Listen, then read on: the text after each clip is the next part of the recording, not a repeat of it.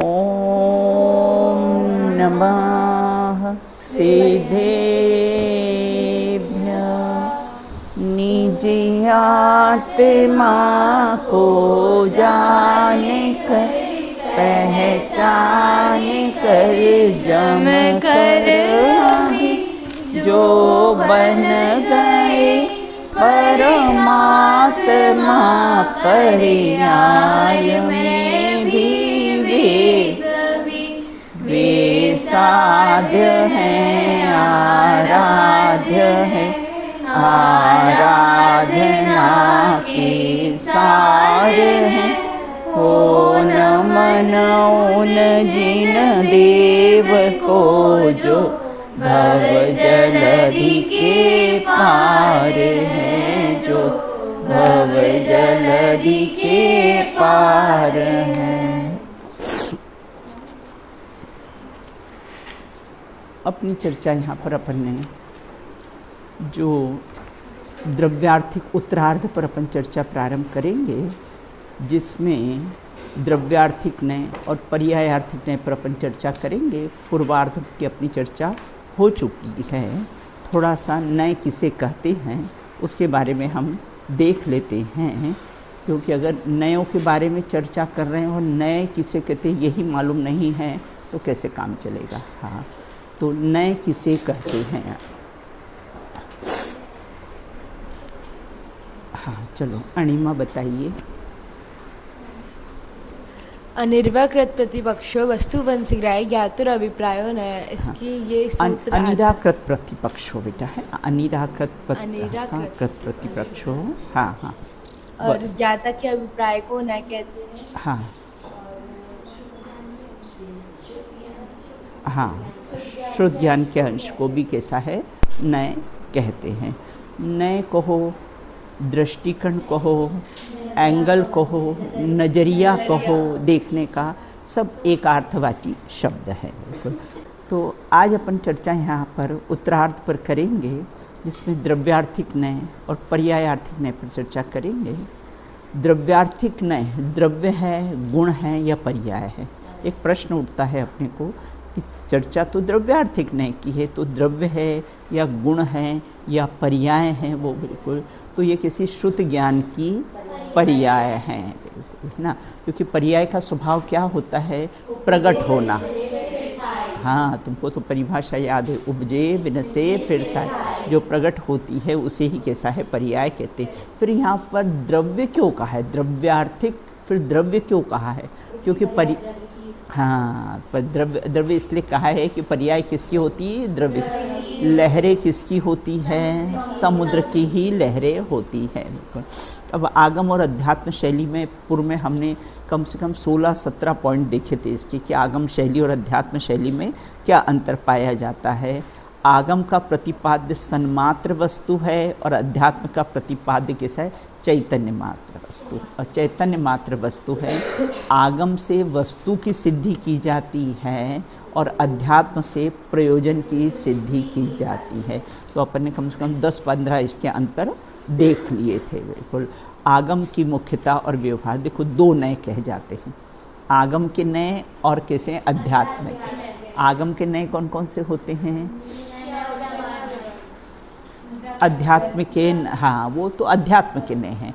आगम के नय कौन कौन से, द्रव्यार्थिक नय और पर्यायार्थिक नय हैं। और कैसे अध्यात्म के नय कौन से हैं, निश्चय नय। और कैसे होते हैं, व्यवहार नय होते हैं। निश्चय व्यवहार नय ये कैसे होते हैं, नय अध्यात्म के। और मूल नय, आगम के मूल नय कौन से होते हैं, द्रव्यार्थिक नय और पर्यायार्थिक नय होते हैं। अब प्रश्न उपस्थित है, इनका नाम द्रव्यार्थिक क्यों पड़ा, इसका नाम द्रव्यार्थिक क्यों पड़ा, इसका नाम, और द्रव्यार्थिक क्यों पड़ा, और द्रव्यार्थिक नय में और निश्चय नय में क्या अंतर पाया जाता है। क्या कहा, थोड़ा बारीक बात है, सूक्ष्म बात है। द्रव्यार्थिक नय और निश्चय नय में क्या अंतर पाया जाता है। देखो, द्रव्यार्थिक नय नींव है ना, ये द्रव्यार्थिक नय कैसा है, नींव है। उसमें निश्चय नय का पर का कैसा है, महल कैसा है, खड़ा है। इनमें आधार आधे संबंध होता है। एक ही द्रव्य के भाव को उस रूप से कहना, कैसे? जैसे आत्मा को ज्ञाता दृष्टा कहना। तो आत्मा को ज्ञाता दृष्टा कहना, जो पर्याय को गौण करके द्रव्य को ग्रहण करता है वह द्रव्यार्थिक नय ना, और जो कैसा है द्रव्य को गौण करके पर्याय को ग्रहण करता है वह कैसा है पर्यायार्थिक नय। इसका संधि विच्छेद हम करेंगे तो द्रव्य प्लस अर्थ प्लस नय, 3 शब्द आए हैं। द्रव्य प्लस अर्थ प्लस, मतलब द्रव्य ही अर्थ मतलब प्रयोजन, मतलब द्रव्य ही जिसका प्रयोजन हो वह द्रव्यार्थिक नय। मतलब ये जाना किसने? तो जानने का काम तो नय है ना, शुद्ध ज्ञान का अंश को नय कहते हैं। तो जाना किसने? बिल्कुल बोले कि ये ज्ञान ने ही जाना। तो ऐसे द्रव्य प्लस अर्थ प्लस नय, ऐसे पर्याय प्लस अर्थ प्लस नय, मतलब पर्याय ही जिसका प्रयोजन हो ऐसा जाना वह पर्यायार्थिक नय, और द्रव्य ही जिसका प्रयोजन हो ऐसा जाना वह कैसा है द्रव्यार्थिक नय कहलाते हैं। पढ़ते हैं अपन इसको। मूल नयों के प्रकरण में अध्यात्म शैली में प्रयुक्त निश्चय व्यवहार नयों के साथ साथ द्रव्यार्थिक और पर्यायार्थिक नयों को भी कैसा है मूल नय कैसा है कहा गया है। दोनों को मूल नय कहा गया है। अध्यात्म शैली में निश्चय व्यवहार को मूल नय कहा है, और कैसा है आगम शैली में द्रव्यार्थिक और पर्यायार्थिक को मूल नय कहा है। निश्चय व्यवहार आगम अध्यात्म की यथा योग्य विस्तृत चर्चा यहाँ पर आगम शैली में प्रयुक्त द्रव्यार्थिक पर्यायार्थिक नयों की चर्चा की जा रही। यहाँ पर अब कैसा है द्रव्यार्थिक और पर्यायार्थिक नयों की चर्चा की जा रही। अब किसे कहते हैं? परिभाषा के रूप में देखते हैं कि किसे कहते हैं। तो कहते हैं कि द्रव्यार्थिक नय किसे कहते हैं और पर्यायार्थिक नय किसे कहते हैं।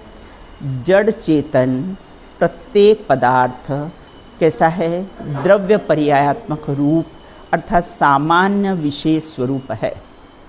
सामान्य द्रव्य का अंश को जानने वाला ज्ञान द्रव्यार्थिक नय है, और विशेष मतलब पर्याय, तो पर्याय के अंश को जानने वाला ज्ञान कैसा है पर्यायार्थिक नय कहलाता है। बिल्कुल जैसे विशेष, विशेष मतलब भेद। हमने कहा आत्मा, हमने कहा आत्मा, हमने ऐसा कहा तो वो किसका विषय हो गया? वो द्रव्यार्थिक में। हमने कहा आत्मा ज्ञान वाला, दर्शन वाला, सुख वाला, वीर्य वाला, हमने ऐसा कहा तो वो किसका विषय हो गया? आशी पर्यायार्थिक नय का विषय हो गया। तो यहाँ ये कहते कि इस प्रकार से पर्याय के अंश को जानने वाला ज्ञान पर्यायार्थिक। यहाँ अंश का अर्थ बेटा क्या लेना? अंश का बताया था ना अर्थ, मैंने क्या बताया था है ना, अंश का बताया था ना, द्रव्यांश। तो वो द्रव्य का अंश नहीं लेना, सामान्य अभेद नित्य और एक है ना, इसको बोलते हैं द्रव्यांश। द्रव्य का अंश, इसका नाम कैसा है? द्रव्यांश नहीं है। द्रव्य स्वभाव प्रकाशक नए चक्र में देखो सामान्य विशेषात्मक आगे परिभाषा आने वाली है।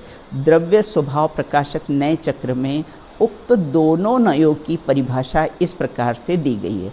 पर्याय को गौण करके जो द्रव्य को ग्रहण करता है वह द्रव्यार्थिक नय है ना, और इसके विपरीत द्रव्य को गौण करके जो पर्याय को ग्रहण करता है वह पर्यायार्थिक।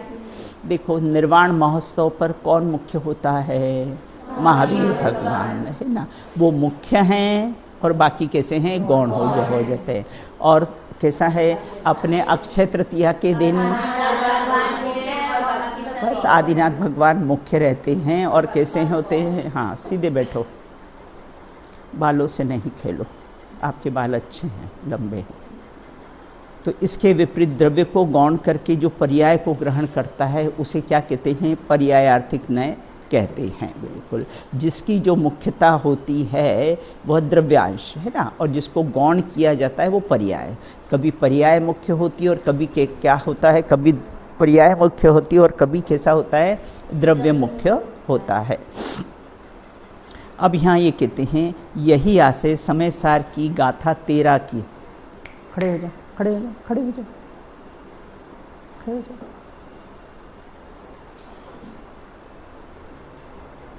पीछे हटा, खड़े रहो। यह आशय समयसार की गाथा 13 की आत्मख्याति टीका में इस प्रकार से कैसा व्यक्त किया गया है। अब देखो द्रव्य किसे कहते हैं ना, बालबोध में तो हमने परिभाषा पढ़ी ही है कि द्रव्य किसे कहते हैं, किसे कहते हैं, हाँ उसको कहते हैं। लेकिन देखो यहाँ पर द्रव्य किसे कहा है, बिल्कुल है ना, यहाँ तो कहा है कि जो सामान्य अभेद नित्य जो एक को विषय बनाता है उसे क्या कहते हैं, द्रव्य कहते हैं ना। यहाँ पर द्रव्य किसे कहा है, जो सामान्य अभेद नित्य को विषय बनाता है। वो 4 बातें लेना है ना, सामान्य अभेद नित्य और जो एक को विषय बनाता है उसे हाँ उसको कहते हैं द्रव्य कहते हैं। तीसरी परिभाषा, द्रव्य पर्याय रूप स्वरूप वस्तु में जो मुख्य रूप से द्रव्य का अनुभव कराए वह कैसा होता है, द्रव्यार्थिक नय है। और जो ज्ञान मुख्य रूप से पर्याय का अनुभव कराए वह कैसा होता है, उसको पर्यायार्थिक नय कहते हैं। द्रव्यार्थिक, अब एक और प्रश्न पर अपन ने किसी है चर्चा की थी कि द्रव्यार्थिक और पर्यायार्थिक प्रमाण रूप से वस्तु कैसी है। द्रव्यार्थिक और पर्यायार्थिक में प्रमाण रूप से वस्तु कैसी, अपने यहाँ पर एक देखो चार्ट बनाया है अपन ने, है ना, यहाँ पर आप सामान्य चार्ट देख रहे हैं ना, फिर चार्ट की अपन चर्चा करेंगे बाद में। तो यहाँ ये कहते हैं कि द्रव्यार्थिक और पर्यायार्थिक प्रमाण रूप वस्तु कैसी है, इसको उदाहरण से कैसा है स्पष्ट कीजिए। हाँ, पर्यायार्थिक ने कहता है कि मारीची मारीची है और महावीर महावीर, ये कौन हो कहता है, पर्यायार्थिक नहीं कहता है, बिल्कुल। और कहते हैं, अब हम ये कहते हैं कि मारीची और लेकिन आत्मा, आत्मा तो कैसा है, दोनों में वही जीव द्रव्य है, बिल्कुल। और प्रमाण के विषय में क्या कहते हैं, पर्यायार्थिक ने कहता है महावीर है और महावीर महावीर है, मारीची मारी। द्रव्यार्थिक ने कहता है न महावीर है न मारीची है, वो तो कैसा है, जीव द्रव्य है, बिल्कुल, है ना। और किसे प्रमाण रूप वस्तु में क्या कहते हैं, महावीर का जीव, है ना। क्या अंतर समझ में आया, अंतर समझ में आया। द्रव्यार्थिक ने, पर्यायार्थिक ने और प्रमाण की विषयभूत वस्तु, कौन बताएगा तीनों बातों को, चलो बताइए, आशी बताओ बेटा। पर्यायार्थिक में कहते हैं कि जो मारीची है वह मारीची हाँ है, हाँ हाँ, और जो महावीर है वह महावीर है। हाँ, और द्रव्यार्थिक में कहते हैं कि जो महावीर है वह जो महावीर है और जो मारीची है वह दोनों ही जीव द्रव्य हैं। हाँ, न महावीर है न मारीची है, वह दोनों जीव द्रव्य हैं। हाँ। और प्रमाण में कहते हैं कि महावीर का जीव अर्थात प्रमाण की वस्तु, दोनों बातें कैसी है आ गई। अब कहते द्रव्यार्थिक नय और प्रमाणभूत वस्तु में क्या अंतर पाया जाता है। द्रव्यार्थिक नय में और प्रमाणभूत वस्तु में क्या है, द्रव्यार्थिक नय में कैसा है, द्रव्य को मुख्य किया जाता है और पर्याय को गौण किया जाता है। और प्रमाण के विषय में क्या होता है, दोनों को ही कैसा है, मुख्य। बेटा अणिमा आप थोड़ा इस साइड बैठो, मेरे को आपका फेस नहीं दिखता है। तो प्रमाण के विषय में कैसा है, द्रव्य पर्याय को कैसा है, दोनों को ही कैसा होता है, मुख्य किया जाता है, क्योंकि दोनों को एक साथ ही कैसा है, जाना जाता है। देखो सोना वह द्रव्य का विषय है, गहने वो पर्याय का विषय, और सोने के गहने वो क्या हुआ, प्रमाण का विषय होता है। हमेशा वो उदाहरण देते ही हैं अपन, शादी का उदाहरण मैं देती हूँ, शायद आप लोग को अच्छी तरह से याद ही है कि बारात आती है तब दूल्हा मुख्य होता है, हाँ, विदाई के समय दुल्हन मुख्य होती है, और फेरे के समय दोनों ही मुख्य। वो किसका विषय है, प्रमाण का विषय। आप लोग को अच्छी तरह से ख्याल में आ गया है। जो ज्ञान द्रव्य और पर्याय दोनों के अंशों को मुख्य गौण किए बिना एक साथ जानता है, कौन सा ज्ञान, प्रमाण ज्ञान, बिल्कुल, वह कैसा है, प्रमाण ज्ञान है। परीक्षा मुख सूत्र के भी चतुर्थ परिच्छेद में भी सूत्र में कहा गया है कि सामान्य विशेषात्मक तदर्थो विषय, है ना। सामान्य मतलब जीव, है ना, जीव द्रव्य, विशेष मतलब कैसा है, महावीर, है ना। अब तदर्थो मतलब तद अर्थ मतलब दोनों को जो विषय बनाता है ना, उसको प्रमाण का विषय कहते हैं। प्रमाण की परिभाषा हमेशा याद रखना है ना, सामान्य विशेषात्मक तदर्थो विषय, जो दोनों को कैसा है, न किसी को मुख्य करता है न किसी को गौण करता है, दोनों को जो एक साथ विषय बनाता है वह प्रमाण का विषय कहलाता है। बिल्कुल नए और प्रमाण के कथनों को इस उदाहरण से हम अच्छी तरह से समझते हैं। फिर उसका कैसा है उदाहरण दिया है कि वस्तु प्रमाण का विषय है और वस्तु का अंश नय का विषय है। क्या कहा, वस्तु तो प्रमाण का विषय है, जब वस्तु की सिद्ध करना हो तो अपन द्रव्य पर्याय दोनों को लेंगे, है ना। तो वस्तु तो प्रमाण का विषय है और वस्तु का कैसा है एक अंश बिल्कुल कैसा है नय का विषय है। बिल्कुल उदाहरण यहाँ पर दिया हुआ है, सोने का उदाहरण दिया हुआ है कि सोने की अंगूठी मात्र स्वर्ण को मुख्य करके जानना, है ना। वो जो बिस्किट, वो जो डली होती है सोने की, वह तो कैसा है द्रव्यार्थिक, है ना। और अब अंगूठी को जब सोने को मुख्य किया, दुकानदार हमेशा सोने को मुख्य करता है, बिल्कुल, है ना। और जो कस्टमर होता है वो किसको, गहनों को, डिज़ाइन को कैसा है मुख्य करता है। तो अंगूठी को मुख्य करके जानना वह कैसा है पर्यायार्थिक नय का। और सोने और अंगूठी जब दोनों को मुख्य गौण किए बिना एक साथ जान लेना, है ना। वो सोने की अंगूठी, उसमें द्रव्य का भी विषय आ गया और पर्याय का भी विषय, और दोनों को हमने एक साथ जान लिया। अंगूठी सामने रखी, हमने जान लिया, दोनों को एक साथ जान लिया, वह कैसा है प्रमाण का विषय है। मैंने हथेली का आपको उदाहरण दिया था, stop and go. Traffic police क्या करता है, स्टॉप गो, स्टॉप गो ऐसा करता है ना। तो कभी ये पार्ट मुख्य और कभी ये पार्ट मुख्य होता है, तो ये तो कैसा होता है नय का विषय हो गया।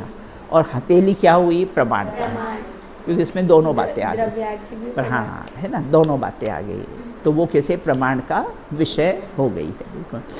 अब कहते हैं इसी प्रकार प्रत्येक मनुष्य को चैतन्य स्वरूप जीव की मुख्यता से जानना द्रव्यार्थिक नहीं है। देखो हमेशा ही द्रव्य मुख्य नहीं होता है बेटा, और हमेशा ही पर्याय गौण नहीं होती है।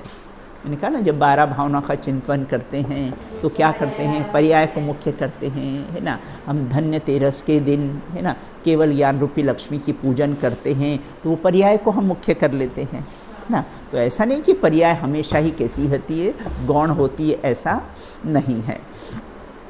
इस प्रकार प्रत्येक मनुष्य का चैतन्य स्वरूप जीव की मुख्यता से जानना वह द्रव्यार्थिक नहीं है। और कैसा है, हमने कहा आत्मार्थियन, है ना। तो ये किसका विषय हुआ, हमने कहा आत्मार्थियन प्रमाण का विषय। इसमें कोई हमने कहा 11th की आत्मार्थियन या 12th की आत्मार्थियन, ये हमने पर्याय का विषय लिया। और प्रमाण में क्या हुआ, सब आत्मार्थियन, अभी किसी को कोई मुख्य गौण किया नहीं है। तो इस प्रकार प्रत्येक मनुष्य को चैतन्य स्वरूप जीव की मुख्यता से जानना वह द्रव्यार्थिक नहीं है ना। मनुष्य हमने कहा यह जीव है, वह कैसा है द्रव्यार्थिक नहीं। हमने कहा मनुष्य है, ये पर्याय है, और मनुष्य जीव वो प्रमाण का विषय हो गया। तो मनुष्य पर्याय के रूप में जानना पर्यायार्थिक नहीं है, तथा जीव और मनुष्य दोनों को मुख्य गौण किए बिना जानना वह कैसा है प्रमाण का विषय है। बिल्कुल। अब यहाँ ये कहते आचार्य समंत भद्र प्रत्येक वस्तु का अस्तित्व द्रव्य, क्षेत्र, काल, भाव के रूप में प्ररूपित करते हुए लिखते हैं। बिल्कुल। देखो है ना, चतुष्टय की बात आती ना, देखो एक वस्तु चतुष्टय होता है। वस्तु चतुष्टय जिसको बोलते हैं द्रव्य, क्षेत्र, काल और भाव, उसको बोलते हैं वस्तु चतुष्टय, है ना। अपन ने प्रयोजन का चतुष्टय भी देखा था, वो कौन सा है, प्रसिद्ध ज्ञानादि गुणों का, प्राच्यों का पुंज,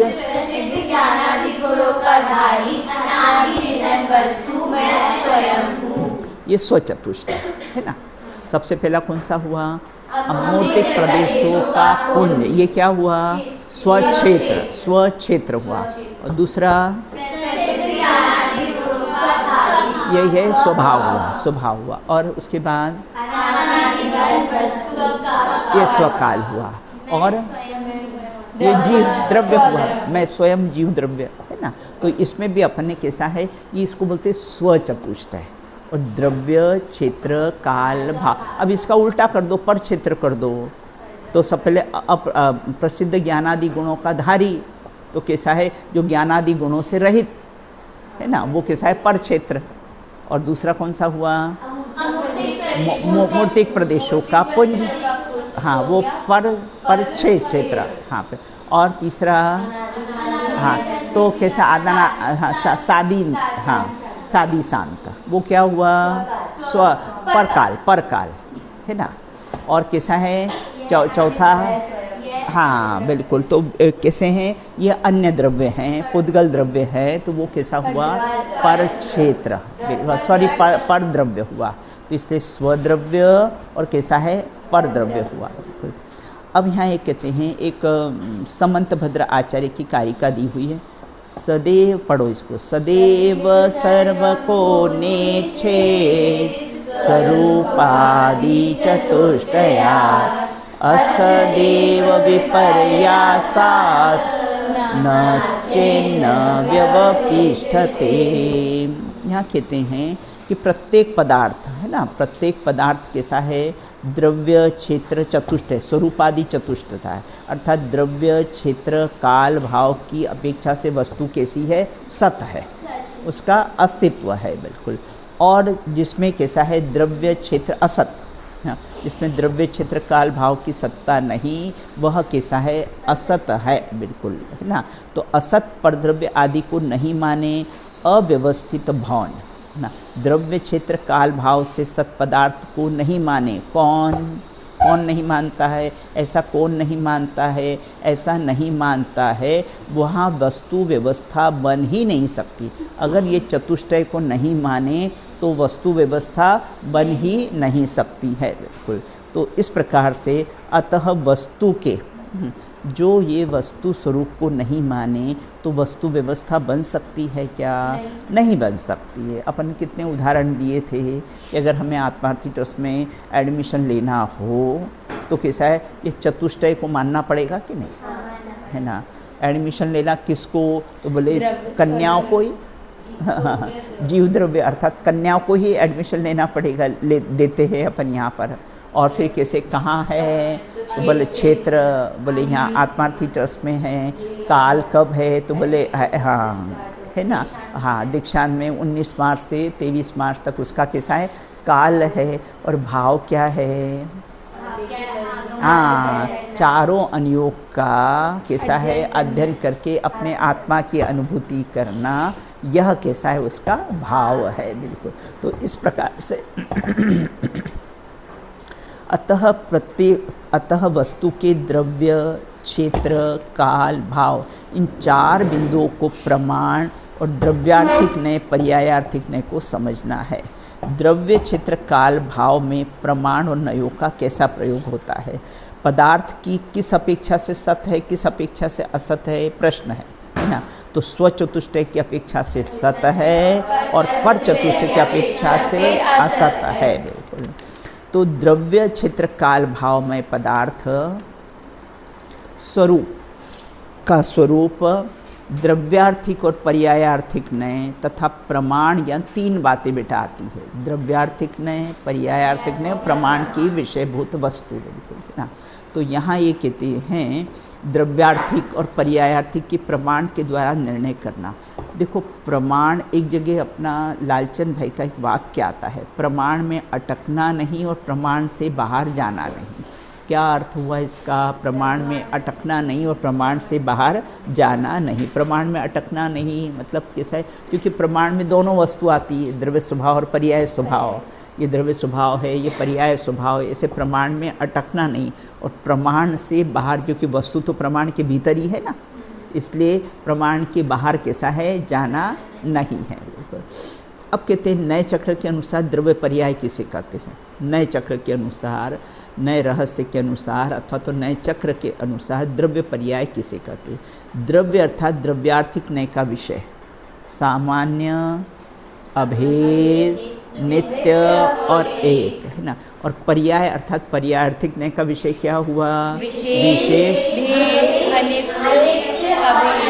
है ना। इस प्रकार से कैसा है, यहाँ पर नए चक्र के अनुसार द्रव्य स्वभाव और पर्याय स्वभाव का ये विषय है। अब द्रव्यार्थिक पर्यायार्थिक नय में प्रमाण ज्ञान के द्वारा ही निर्णय करना आवश्यक है। अब कहते प्रमाण के विषयभूत द्रव्य पर्यायात्मक वस्तु कैसी है, सामान्य विशेषात्मक है। ये किसकी अपेक्षा से, द्रव्य की अपेक्षा से। भेदाभेद है वो किस अपेक्षा से, क्षेत्र की अपेक्षा से। नित्यानित्य है तो, और एक अनेकात्मक है भाव की अपेक्षा से। तो इसमें वस्तु का द्रव्यांश, द्रव्यांश का अर्थ क्या है, सामान्य, अभेद, नित्य और एक, है ना, जिसे जानने वाला ज्ञान द्रव्यार्थिक नय कहलाता है। देखो एक परिभाषा और आ गई द्रव्यार्थिक नय को, है ना। क्या है, द्रव्यांश अर्थात जिसमें सामान्य, अभेद, नित्य और एकत्व है, और जिसको जानने वाला जो ज्ञान है वह कैसा है, द्रव्यार्थिक नय का विषय है। और कैसे हैं, इसी प्रकार पर्यायांश, दो शब्द आए बेटा, द्रव्यांश और पर्याय। द्रव्यांश का अर्थ द्रव्य का अंश नहीं लेना, पर्याय का अर्थ पर्यायांश नहीं लेना, बिल्कुल। तो पर्यायांश मतलब विशेष, भेद, अनित्य और अनेक रूप है, जिसे जानने वाला ज्ञान कैसा है, पर्यायार्थिक नय कहलाता है, बिल्कुल। यहाँ एक बात और ध्यान देने योग्य है, इस प्रसंग में द्रव्यांश शब्द का अर्थ द्रव्य का अंश नहीं है, अपितु वस्तु का द्रव्य रूप अंश, वस्तु का द्रव्य रूप अंश। तो वो चारों ही लेना, है ना, वो कैसा है अंकिता, वो चारों ही लेना। अंशी अर्थात अंश, अंशी जो द्रव्य कहलाता है और उसे ग्रहण करना चाहिए। देखो अंशी प्लस अंश इज इक्वल टू अंशी, वृक्ष प्लस फूल पत्ती इज इक्वल टू वृक्ष, अंग प्लस अंगी इज इक्वल टू अंगी। जो अंगों को धारण कर रहे उसको क्या कहते हैं, अंगी कहते हैं। तो इस प्रकार से पर्याय स्वभाव का अर्थ पर्याय का अंश न समझकर पर्याय रूप अंश। तो क्या अंतर आया, अगर हम पर्याय का अंश समझे और पर्याय रूप अंश, दोनों में क्या अंतर आया। हाँ राजी, हाँ बराबर, पर्याय का अंश द्रव्य का अंश, है ना, मतलब पर्याय का अंश न कहकर पर्याय रूप, द्रव्य रूप अंश। तो वो तो चारों में होता है, द्रव्य का वो चारों में आएगा, है ना। कौन सा, सामान्य, अभेद, नित्य और एक, सब में आएगा, बिल्कुल। तो उन सबको कैसे है, द्रव्यांश कहते हैं।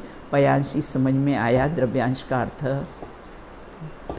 अब यहाँ एक कहते द्रव्यार्थिक अर्थ, हमको द्रव्य का अंश, अगर हमने ये मान लिया कि द्रव्यार्थिक का अर्थ हमने द्रव्य का अंश, द्रव्यांश का अर्थ हमने मात्र द्रव्य का अंश लिया, तो क्या आपत्ति आ जाएगी, है ना। आपत्ति आ जाएगी कि वस्तु कैसी होती है, खंडित हो जाएगी, बिल्कुल, है ना।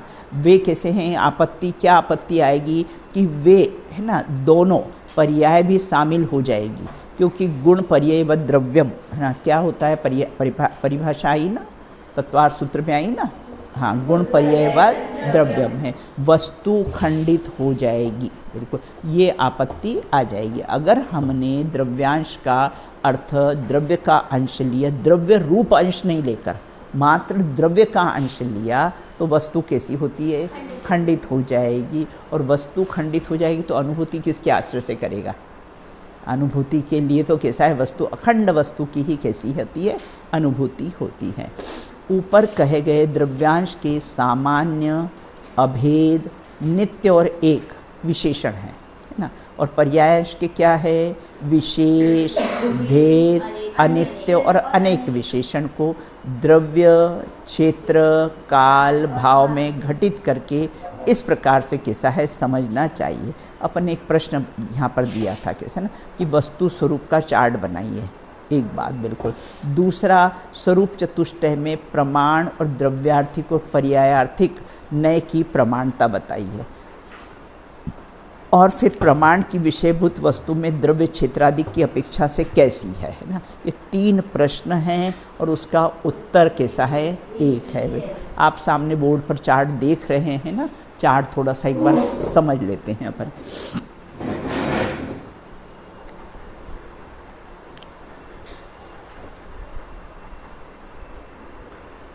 देखो, इसको बोलते हैं वस्तु चतुष्टय, है ना। ये वस्तु चतुष्टय है ना। अब वस्तु चतुष्टय में क्या आएगा, स्वद्रव्य, स्वक्षेत्र, स्वकाल और स्वभाव है। अब कहते प्रमाण रूप वस्तु कैसी है, प्रमाण की अपेक्षा से देखें तो स्वद्रव्य कैसा है, क्योंकि उसमें दोनों चीज़ें आएगी, सामान्य और विशेषात्मक, मतलब द्रव्य और पर्याय दोनों ही वस्तु आएगी। अब प्रमाण रूप विषय वस्तु में स्व क्षेत्र कैसा है, भेदात्मक, ऐसा लेना इसको, है ना, ऐसा समझना बिल्कुल। अब कहते प्रमाण रूप वस्तु में स्वकाल कैसा है, नित्यात्मक। प्रमाण रूप वस्तु में स्वभाव कैसा है, एक अनेकात्मक, है ना। ये तो प्रमाण रूप वस्तु हो गई, है ना। अब उसमें हम द्रव्यार्थिक पर्यायार्थिक नय घटाए 4 में, ये चतुष्टय में। अब द्रव्यार्थिक नय की अपेक्षा से स्वद्रव्य कैसा है, सामान्य। द्रव्यार्थिक नय की अपेक्षा से स्वक्षेत्र कैसा है, अभेद। द्रव्यार्थिक नय की अपेक्षा से स्वकाल कैसा है, नित्य। और द्रव्यार्थिक नय की अपेक्षा से स्वभाव कैसा है, एक है। अब पर्यायार्थिक नय का घटा है, पर्यायार्थिक नय से स्वद्रव्य मतलब हाँ, पर्यायार्थिक नय में कैसा होगा, ये विशेष आएगा। पर्यायार्थिक नय में से कैसा है, स्वक्षेत्र कैसा होगा, भेद रूप होगा। पर्यायार्थिक नय में से स्वकाल कैसा होगा, अनित्य होगा। और पर्यायार्थिक नय में स्वभाव कैसा होगा, अनेक होगा। ये वस्तु चतुष्टय का चार्ट है, आप लोग अच्छी तरह से इसको लर्न कर लेना। और मुझे लगता है 50% तो लर्न सबको हो ही गया है।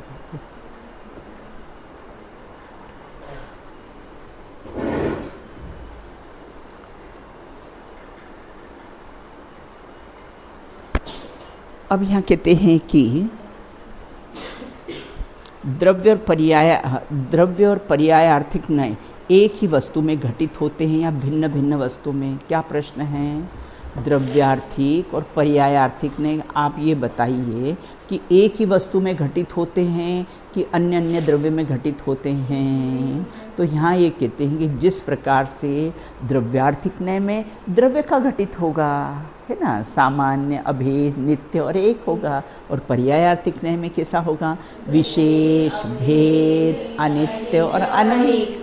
जिस प्रकार से दूध के ही व्यंजन बनते हैं, है ना, और कैसे होते, आटे से आटे के ही व्यंजन बनते हैं, बेसन के नहीं होते। उसी प्रकार से द्रव्यार्थिक नय के विषय में जीव द्रव्य ही आएगा और पर्यायार्थिक नय के विषय में कैसे है, ज्ञान, दर्शन, सुख इत्यादि ही आएगा, है ना। उसमें कैसा हुआ, ज्ञान, दर्शन, सुख इत्यादि ही आएगा। एक ही वस्तु द्रव्यार्थिक में बेटा द्रव्यार्थिक ही घटित होंगे और पर्यायार्थिक में कैसे है, पर्यायार्थिक ही घटित होंगे। तो वो चारों लगा लेना है ना, जो द्रव्यार्थिक की विषयभूत वस्तु अपन ने ली थी ना, सामान्य, अभेद, नित्य और एक ली थी ना। अब यहाँ कहते राजी अच्छी तरह से समझ लेना, वहाँ पढ़ाना गुना में जाके नए, है ना, अच्छी तरह से सब नोट कर लेना। सभी बच्चियाँ अपने अपने नगर में जाके ये नए पढ़ाना, ये कोई नहीं पढ़ाता है नए ना, तो इसलिए आप लोग अपने अपने नगर में जाओगे तो ज़रूर सब लोग कैसा है, नए पढ़ाना। तो यहाँ अच्छी तरह से समझोगे, नोट करोगे तो ही कैसा है पढ़ा पाओगे, नहीं तो कैसे पढ़ा पाओगे। बिल्कुल हाँ बोलो बेटा, है ना, आशी पढ़ाएगी बिल्कुल, है ना। तो यहाँ ये कहते हैं कि इस प्रकार से देखो, अभी भी उसने पढ़ाई थी, छडाला वगैरह कुछ न कुछ पढ़ाया था उसने, और फिर सर्टिफिकेट भी मिला था, मुझे बताने के लिए लाई थी वो। अब यहाँ ये कहते हैं कि इस प्रकार से द्रव्यार्थिक नय की विषय वस्तु में द्रव्य में ही घटित होती हैं और पर्यायार्थिक नय की विषय वस्तु कैसे हैं, पर्याय में ही घटित होती है। बिल्कुल उक्त तालिका, है ना, उक्त तालिका के आधार पर स्वचतुष्टय में प्रमाण नय का प्रयोग समझना चाहिए। 3 बातें हमेशा, द्रव्यार्थिक, पर्यायार्थिक, प्रमाण रूप वस्तु, 3 बातें आती हैं। बिल्कुल अब प्रमाण के विषयभूत प्रत्येक पदार्थ कैसे हैं? देखो इसके 12 वाक्य उन्होंने बना लिए हैं ना। प्रमाण की विषयभूत पदार्थ कैसे हैं? स्वद्रव्य की अपेक्षा से कैसा है? सामान्य विशेषात्मक। स्वक्षेत्र की अपेक्षा से, स्वकाल की अपेक्षा से, और स्वभाव की अपेक्षा से एकात्मक। बिल्कुल। हमने ये पूछा कि ना अंकिता की हाइट कितनी है ना, हमने क्या पूछा है? तो हमने कैसा है, हमने पूछा कि ये हाइट कितनी है। बिल्कुल। तो हमने उसकी ऊंचाई पूछी है। वो कौन सी अपेक्षा है? ऊंचाई की कैसा? हाँ, तो हमने कैसा है, उसकी कैसा है, हाइट पूछी है। बिल्कुल। इस अपेक्षा से फिर हमने कहा है कि इसका वज़न कितना है, तो वहाँ पर कैसा वेट की अपेक्षा से उसको कहा है। बिल्कुल, है ना। तो इस प्रकार से यहाँ ये कहते हैं। अब कहते हैं, अब द्रव्यार्थिक ने से प्रत्येक वस्तु कैसी है, ये अपन ने चार्ट में सब देख लिया। द्रव्यार्थिक ने की वस्तु कैसी है, अब इसमें पर्याय को गौण कर दिया है। द्रव्यार्थिक ने में क्या किया है? पर्याय को गौण कर दिया है। स्वद्रव्य की अपेक्षा से के सामान्य हैं, और स्वक्षेत्र की अपेक्षा से अभेद हैं, स्वकाल की अपेक्षा से नित्य, और स्वभाव की अपेक्षा से एक है। देखो इसमें स्वभाव की अपेक्षा से प्रमाणभूत वस्तु और द्रव्यार्थिक नय की अपेक्षा से स्वभाव की वस्तु, दोनों में क्या अंतर है? वो एक रूप है। हाँ, नहीं, जैसे मैंने प्रश्न पूछा, प्रमाणभूत वस्तु में है ना, कैसे है, भाव की अपेक्षा से वस्तु कैसी है? बहुत बढ़िया, एक अनेकात्मक। द्रव्यार्थिक नय की अपेक्षा से, भाव की अपेक्षा से वस्तु कैसी है? बहुत बढ़िया, एक है। बिल्कुल, बहुत बढ़िया। ये दोनों में कैसा है, अंतर है। बिल्कुल। अब कहते हैं पर्यायार्थिक नय की विषय वस्तु कैसी है? स्वद्रव्य की अपेक्षा। अब यहाँ पर द्रव्य को बेटा गौण कर दिया है, और पर्याय को कैसा है? और देखो ये मुख्य गौण अपने यहाँ पर अपन दिन भर ही अपने में मुख्य गौण कैसा है, चलता ही रहता है। बिल्कुल, है ना। अब कहते हैं स्वद्रव्य की। अभी यहाँ से रूम के बाहर निकलोगे ना, ये मेरे चप्पल, ये तुम्हारे चप्पल, एक को मुख्य करोगे, एक को गौण करोगे, यहाँ शुरू हो जाएगा। तो दिन भर कैसा है, हमारा मुख्य गौण कैसा है, चलता ही रहता है। अब पर्यायार्थिक नय में कह सकते विषय क्या है, और इसमें द्रव्य को कैसा है, गौण कर दिया। स्वद्रव्य की अपेक्षा से कैसा है, विशेष रूप है। स्वक्षेत्र की अपेक्षा से भेद रूप है।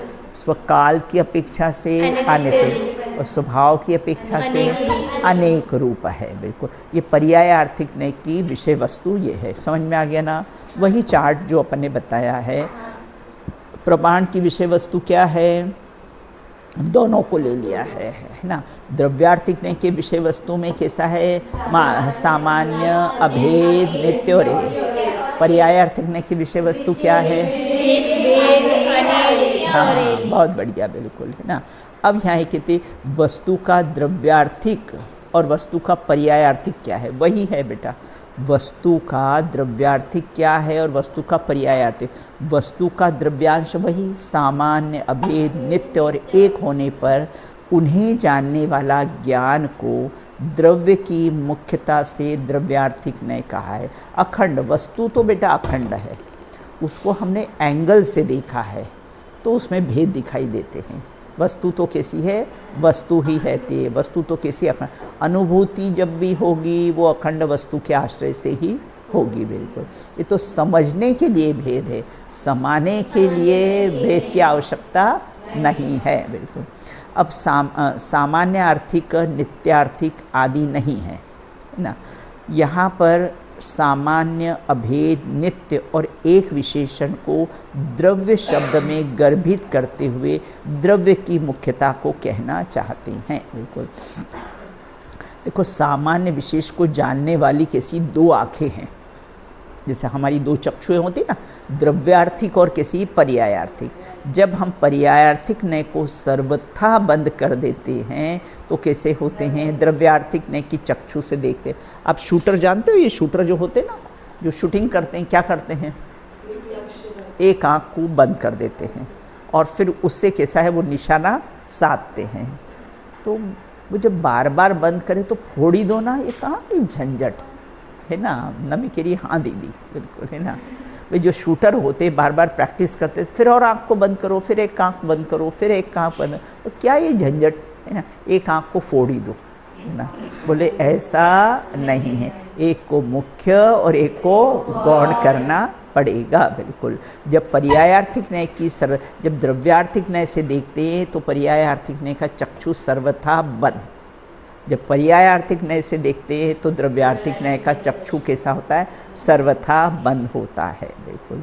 अब हम कैसे हैं, अगर द्रव्यार्थिक न्याय से देखते हैं तो हमको नारक, तिरेश, मनुष्य, सिद्धत्व पर्याय में मात्र एक सामान्य जीव जीव जीव ही दिखाई देता ना। अगर हम सामान्य की अपेक्षा से देखें तो अपने को द्रव्यार्थिक सब आत्मार्थियन है ना। कोई भी कैसा है, छोटा बड़ा नहीं है, सब कैसे है, आत्मार्थियन है बिल्कुल। और फिर कैसे जब द्रव्यार्थिक ने की चक्षु बंद कर देते तो फिर हमें कैसे आशी दिखाई देती है, स्वस्तिका दिखाई देती है, नमी दिखाई देती है, ये सब दिखाई देते हैं बिल्कुल है ना। और अगर हम द्रव्यार्थिक न्याय से देखें तो कैसे हैं, सब आत्मार्थियन दिखाई देती है बिल्कुल। अनेक विशेषणों को पर्याय शब्द में गर्भित करके पर्यायार्थिक न्याय कहा है, अनित्यार्थिक नहीं कहा है ना। पर्यायार्थिक न्याय के 4 भेद लिए हैं, उसको अनित्य कहा है बेटा है ना। अनित्य काल की अपेक्षा से पर्यायार्थिक न्याय का विषय काल की अपेक्षा से अनित्य है, इसको अनित्यार्थिक नहीं कहा है बिल्कुल ना। अब यहाँ कहते प्रमाण में संपूर्ण विषय वस्तु आ जाती। वस्तु स्वरूप को और अधिक गहराई से समझने के लिए द्रव्य, क्षेत्र, काल और भाव को समझना अति आवश्यक है बिल्कुल है ना। देखो इसमें एक बात है बिल्कुल है ना, आत्मा की लंबाई, चौड़ाई और मोटाई कितनी है, शायद पहले भी अपने इस पर चर्चा कर रहे थे। हाँ हाँ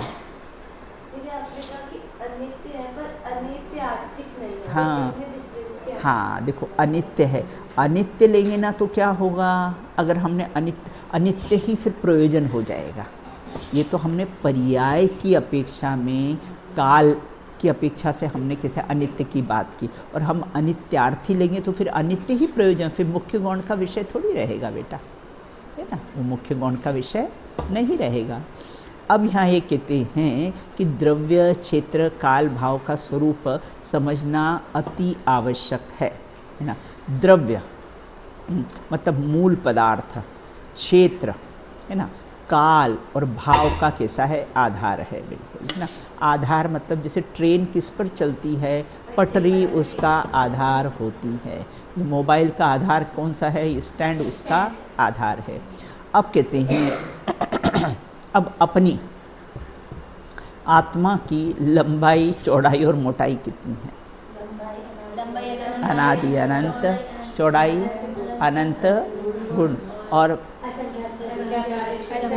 वो क्या है, असंख्य, हाँ, और अनंत गुण बिल्कुल। देखो यहाँ ये कहते हैं कि द्रव्य मतलब मूल पदार्थ में क्षेत्र, काल और भाव का आधार है। क्षेत्र मतलब द्रव्य का विस्तार मतलब चौड़ाई, काल मतलब द्रव्य का प्रवाह मतलब लंबाई है ना।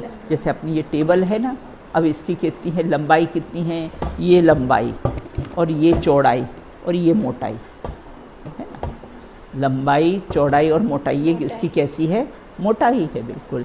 और भाव, भाव मतलब द्रव्य की शक्ति, गुण या धर्म, 4 बातें कैसी है इसमें ली है बिल्कुल।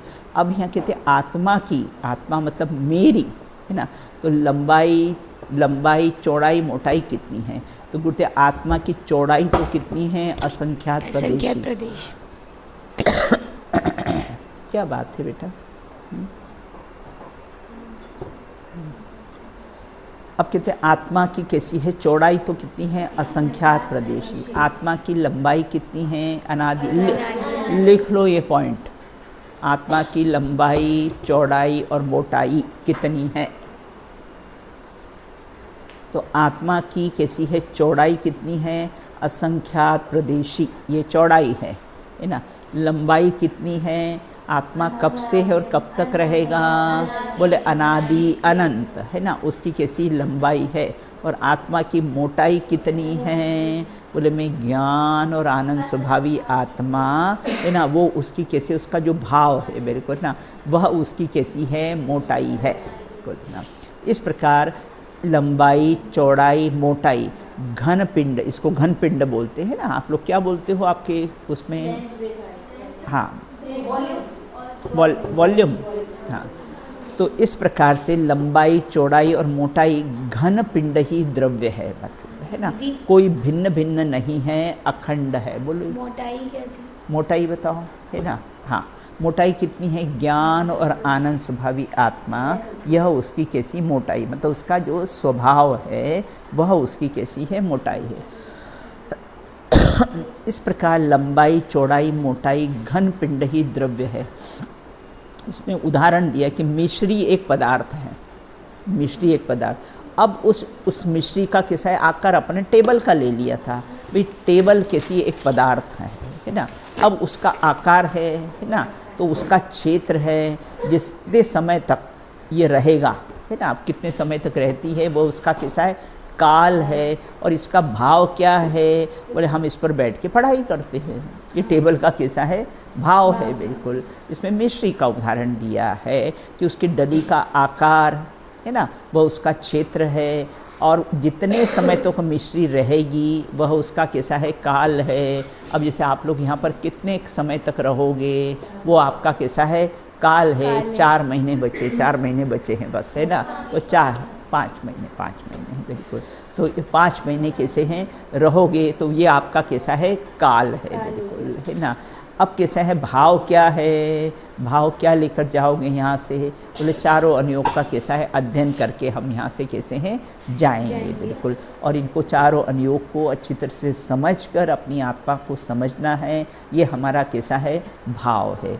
इस प्रकार से प्रत्येक जीव है ना एक द्रव्य है, असंख्यात प्रदेशी उसकी चौड़ाई है, वो उसका क्षेत्र है, अनादि अनंत है, वह उसका काल है, और ज्ञान, दर्शन, अस्तित्व आदि जो गुण हैं वह उसकी मोटाई है। तो स्वद्रव्य, क्षेत्र, काल और भाव में प्रत्येक जीव का अस्तित्व है, लंबाई, चौड़ाई और मोटाई। तो क्या है, आत्मा की अर्थात मेरी लंबाई, चौड़ाई और मोटाई क्या है पयांशी? चौड़ाई असंख्यात प्रदेशी, लंबाई अनादि अनंत, बहुत बढ़िया, और मोटाई ज्ञान और आनंद स्वभावी आत्मा, बहुत बढ़िया, बिल्कुल। इस प्रकार से अपन ने कैसी है चर्चा की है। अब ये जो स्वचतुष्टय हैं, द्रव्य, क्षेत्र, काल और भाव, इसमें भाव का क्या महत्व है, उसकी शेष चर्चा अपन कैसी है बाद में करें। दीदी कलश कौन सा? नहीं, अभी तो ये वाला तुमको याद है, सर्वज्ञ शासन? याद है बेटा? चलो और बोल लो, फिर थोड़ा सा रिवाइज हो जाएगा, फिर अपन कलश ले लेंगे इसमें से, है ना। फिर अपन इसमें से, है ना, ये सब एकस्य बद्धो तथा परस से सब याद हो गए थे ना बेटा, अपन ने याद करवा लिए थे क्लास में ना। हाँ, पूर्वार्ध आप लोग को याद है ना? हाँ। तो अब इनका पूर्वार्ध अभी थोड़ी हुआ है, अब जब इनका पूर्वार्ध होगा फिर अपन इनको याद करवा देंगे, है ना। हाँ, तो ये भी सर्वज्ञ शासन बोल लो। सर्वज्ञ शासन जयवंत वर्ते, निर्लज्ज शासन जयवंत वर्ते। अरे पर की निंदा प्रशंसा स्वयं की, करते समय शक्ति बुद्धि न खोवे। दुर्भाव मन में न आवे कभी ना, निर्दोष सम्यक जयवंत वर्ते। गुरुवर का गौरव सदा हो हृदय में, बहे ज्ञान धारा सुआनंदकारी। धुल जाए सब मैल समता की धारा, बढ़ते ही जाए स्वाराधना में, बढ़ते ही जाए स्वाराधना में। बोलिए अंतानंत सिद्ध परमेष्टि भगवंतों की जय हो। नित्य बोधनी द्वादशांगमयी जिनवाणी माता की जय हो। वन में विचरण करने वाले समस्त वितरागी संतों की जय हो। अंतिम शासन नायक भगवान महावीर स्वामी की जय हो। अहिंसा परमो जैन धर्म की जय हो। एक साथ बोलिए जय श्री